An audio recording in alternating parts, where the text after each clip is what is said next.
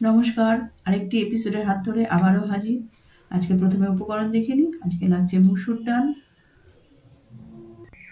সাদা তেল, সয়াবিন, পেঁয়াজ কুচি, হলুদ গুঁড়ো, নুন,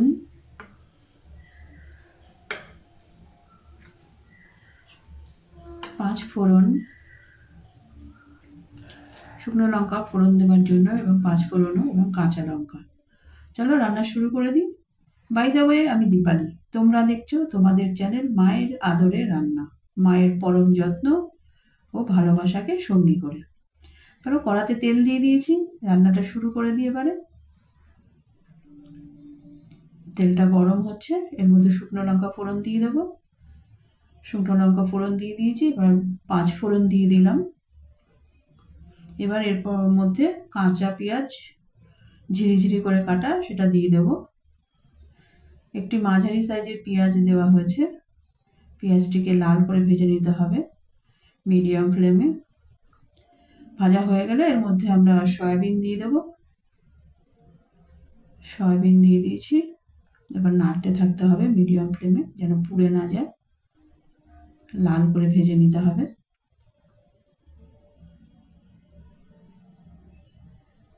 কন্টিনিউ নাড়তে থাকতে হবে। ভাজা অলমোস্ট হয়েই এসছে, একটু বাকি। দেখো ভাজা হয়ে গেছে। এবার এর মধ্যে মুসুর ডাল দিয়ে দেবো। মুসুর ডাল ভালো করে জল দিয়ে ধুয়ে নিয়ে এর মধ্যে দিয়ে দিচ্ছি।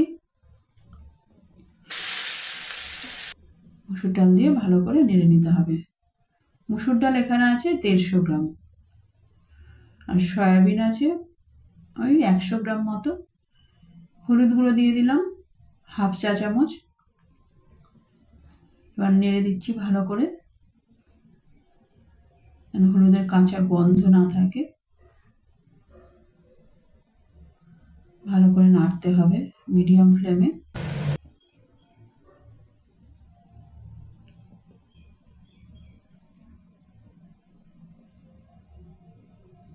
এবার এর মধ্যে জল দিয়ে দেবো পরিমাণ মতো।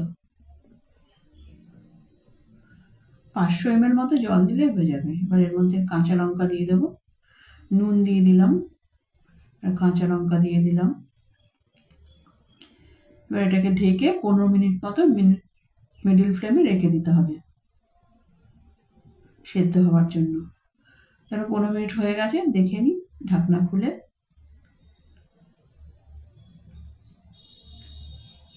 দেখো ডাল হয়ে গেছে অলমোস্ট।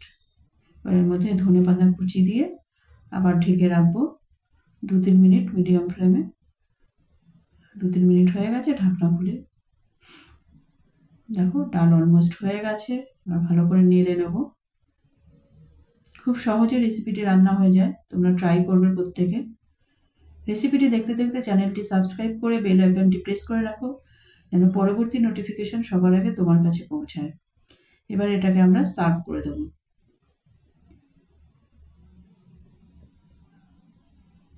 সার্ভ করে দিচ্ছি।